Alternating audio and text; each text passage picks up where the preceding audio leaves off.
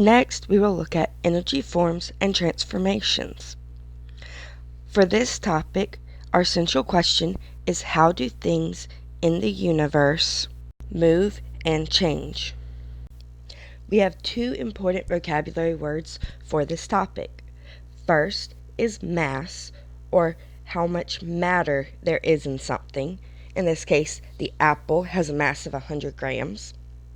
And second is position, or where an object is relative to a point of reference.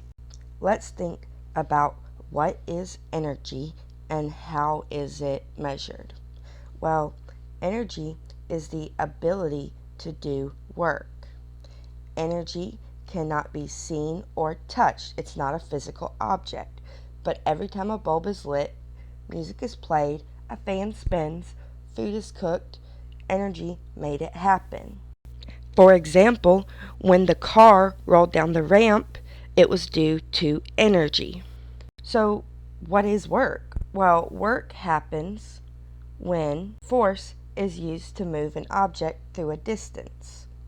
In our lab, the force that moved the car was gravity, which we will talk about later in the year. Finally, we'll look at how energy is measured. Energy is measured in the units of joules, J, and 1 joule is a kilogram meter squared second squared. Next, we will look at what is mechanical energy. Well, mechanical energy is the total energy an object has because of its motion, its speed, and its position.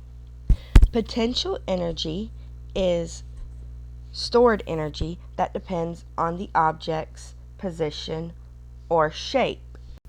An example of potential energy would be the energy the car on the ramp had due to the height of the ramp.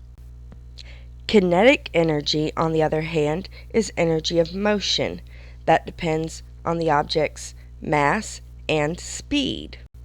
Since the total mechanical energy stays the same and the potential energy was set by the number of blocks on the ramp, whenever the mass of the car increased, the speed decreased in order to maintain the balanced equation.